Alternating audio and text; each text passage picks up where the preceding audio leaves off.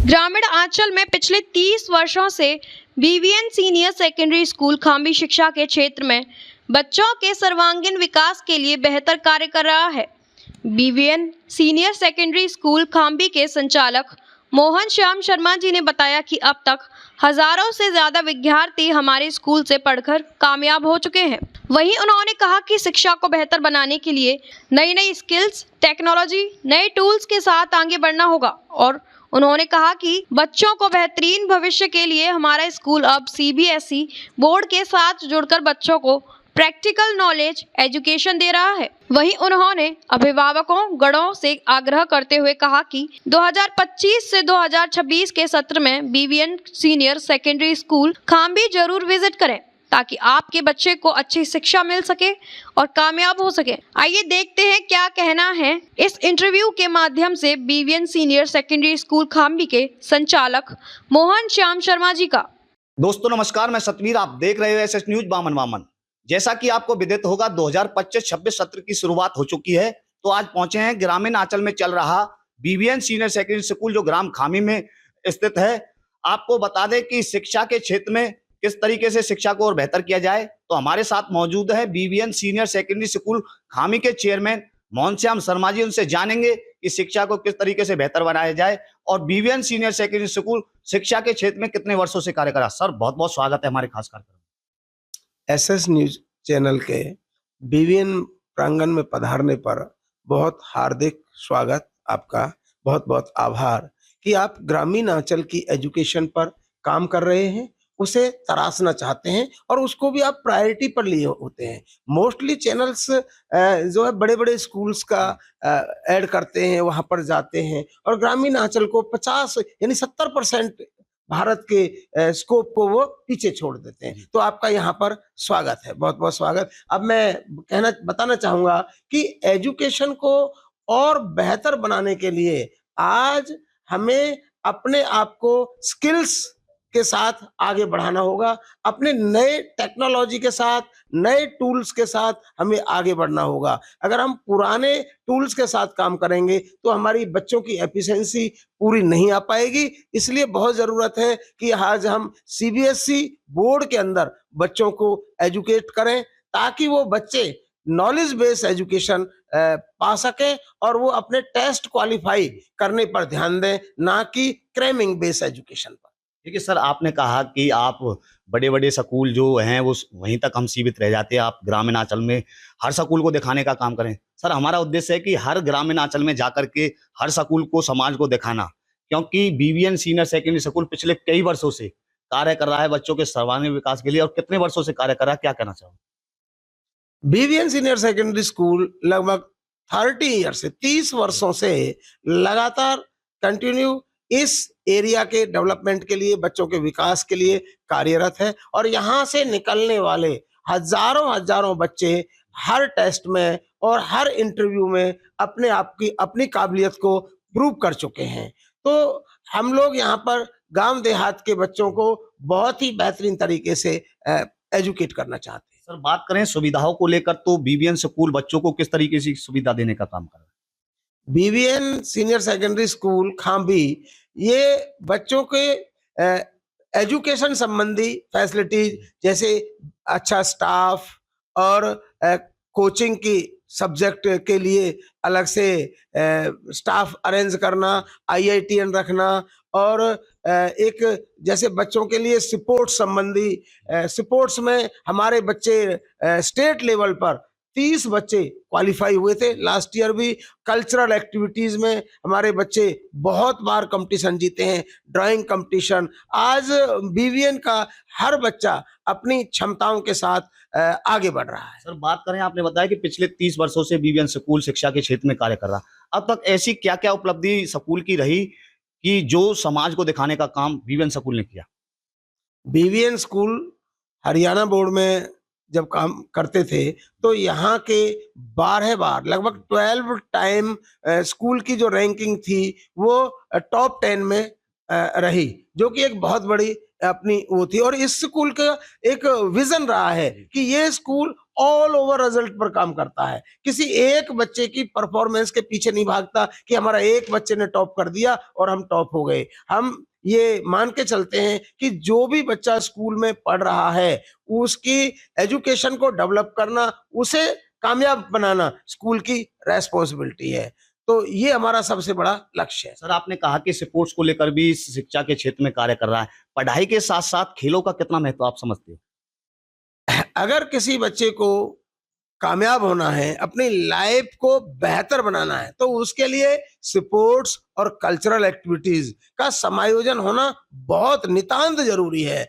केवल हम question answer learn करके हम किसी बच्चे की परफेक्ट एजुकेशन की संज्ञा नहीं दे सकते। स्पोर्ट्स और कल्चरल एक्टिविटीज के साथ ही अगर कोई बच्चा पढ़ रहा है तो ही वो कोई भी इंटरव्यू पास करने में सक्षम हो पाएगा, अपनी लाइफ में डिसिप्लिन ला पाएगा और अपनी क्षमताओं का विकास कर पाएगा। अगर सचिन तेंदुलकर के फादर चाहते कि मेरा बच्चा यूपीएससी क्वालिफाई करे तो वो शायद कभी नहीं करता, लेकिन उन्होंने उसके अंदर बैठे हुए क्रिकेटर को पहचाना, उन्होंने उसकी कोचिंग दिलाई, तो आज सचिन का लोहा पूरा वर्ल्ड लेवल पर उसकी पहचान बनी। तो बहुत सारे बच्चों के अंदर कल्चरल में और स्पोर्ट्स में बहुत बड़ी प्रतिभाएं छिपी होती हैं, उन्हें तराशने का काम भी हम स्कूल को ही करना होगा। देखिए सर, कल मैं न्यूज़पेपर पढ़ रहा था, उसमें 8वीं क्लास का छात्र था और सामाजिक के पेपर में फेल हो गया, उसने आत्महत्या कर ली।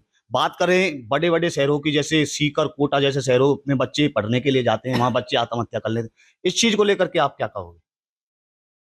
ये बच्चों का एक गिरते हुए आत्मविश्वास की पहचान है। हमें बच्चों के कॉन्फिडेंस लेवल को आगे बढ़ाना होगा और बच्चे को एक हताश नहीं करना होगा। कोई बच्चा अगर एजुकेशन में आगे नहीं बढ़ पा रहा तो वो कल्चरल एक्टिविटीज में आगे बढ़ रहा होगा, वो स्पोर्ट्स में आगे बढ़ रहा होगा। हम पेरेंट्स भी और स्कूल भी क्या करते हैं कि बच्चे के पीछे बस एक ही टैलेंट को लेकर पीछे पड़े रहते हैं, जिसके कारण उस बच्चे के जिसमें उस बच्चे का इंटरेस्ट है उसे हम भूल जाते हैं। हमें उसके इंटरेस्ट को पहचानना होगा और उसी पर काम करना होगा, तभी वो सारा समाज कामयाब हो पाए। देखिए सर, एडमिशन का दौर चल रहा है, अभिभावक चुनाव नहीं कर पाता कि अपने बच्चे को शिक्षा दिलाएं तो दिलाएगा, क्योंकि दिन प्रतिदिन स्कूलों की जो संख्या है वो बढ़ती जा रही है। क्या कहना चाहोगे?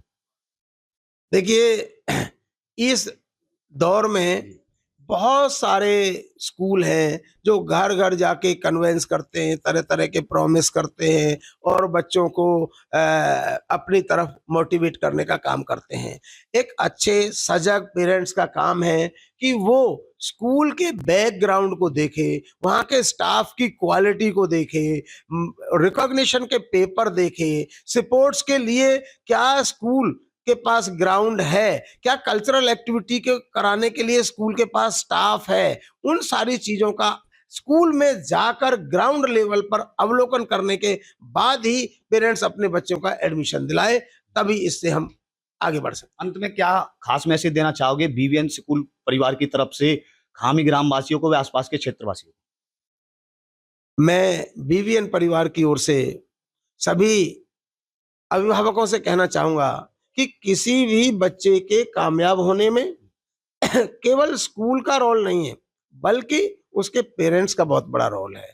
अगर आपने अपने बच्चे को कामयाब करना है तो उसकी हर एक्टिविटीज पर, हर गतिविधि पर ध्यान देना होगा। बच्चा मोबाइल पर क्या देखता है, उसके फ्रेंड कैसे हैं, वो किस स्पोर्ट्स में ध्यान देता है, उसकी पॉजिटिव इंटरेस्ट को पहचान के उसे आगे बढ़ाना, और जहां जहां बच्चा हमारा नेगेटिव हो रहा है वहां से उसका ध्यान को हटाने के लिए हमें प्रयत्न करना होगा।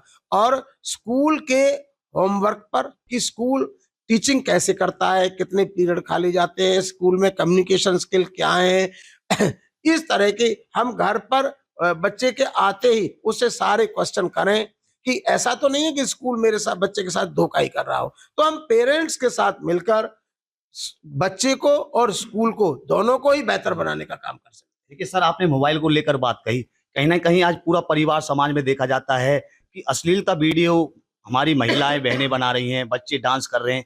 इस चीज को क्या कहोगे आप?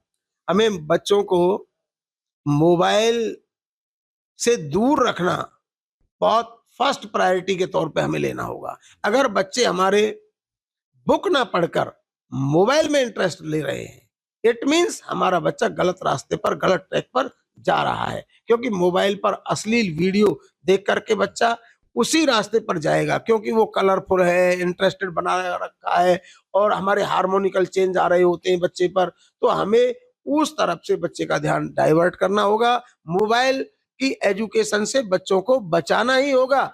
बीच में हमने देखा कि कोचिंग सेंटरों का मोबाइल के थ्रू एजुकेशन देने का एक दौर आया था, लेकिन वो कहीं भी नहीं रुक पाया। उसका कारण यही था कि बच्चे को ऑब्जर्व नहीं किया जा रहा था और केवल बच्चे को मोबाइल पर जब बच्चा बैठता था तो वो इधर उधर की वीडियो ज्यादा देखता था और एजुकेशन की वीडियो कम देखता था। तो हमें अपने बच्चे को इस मोबाइल की ओर से सावधान करना होगा, उसे उससे अवेयर करना होगा, उसमें सजगता लानी होगी और मोबाइल को बच्चे से दूर ही करना होगा। कोई खास मैसेज देना चाहोगे पलवल वासियों को, ग्रामीण क्षेत्र वासियों को? पलवल डिस्ट्रिक्ट आज एजुकेशन का बहुत बड़ा हब बन गया है और जो पलवल कभी पिछड़ा हुआ कहा जाता था, आज उस पलवल का हरियाणा में लगभग फोर्थ यानी टॉप 10 में बहुत बार पलवल डिस्ट्रिक्ट रहा है। और इस पलवल डिस्ट्रिक्ट में हम सभी स्कूल वाले एजुकेशन पर ध्यान दें और अपने आप को बेहतर बनाने के लिए काम करेंगे, एकजुटता से काम करेंगे और केवल बच्चों के डेवलपमेंट पर काम करेंगे तो हम सब कामयाब होंगे और हमारे पढ़े हुए बच्चे कामयाब होंगे। बहुत बहुत धन्यवाद। नमस्कार, थैंक यू। दोस्तों, ये थे हमारे बीच में बीवीएन सीनियर सेकेंडरी स्कूल खामी के चेयरमैन मोहन श्याम शर्मा जी। इन्होंने शिक्षा के क्षेत्र में हमें तमाम बातें बताई और अभिभावकों से आग्रह किया कि स्कूल का अभिभावकों को भी साथ देना चाहिए और बच्चों पर भी ध्यान देना चाहिए। तमाम विशेष उपलब्धि इस स्कूल के अंदर पिछले 30 वर्षों में रही। आगे किस तरीके की ग्रामीण आंचल की हर स्कूल की प्रतिक्रिया रहने वाली है, पूरे जिले की किस तरीके की प्रतिक्रिया रहने वाली है, वो आपको दिखाने का काम करते रहेंगे। आप बने रहे एसएस न्यूज बामन के साथ। मैं सतवीर, कैमरामैन ललित शर्मा के साथ, एसएस न्यूज बामन।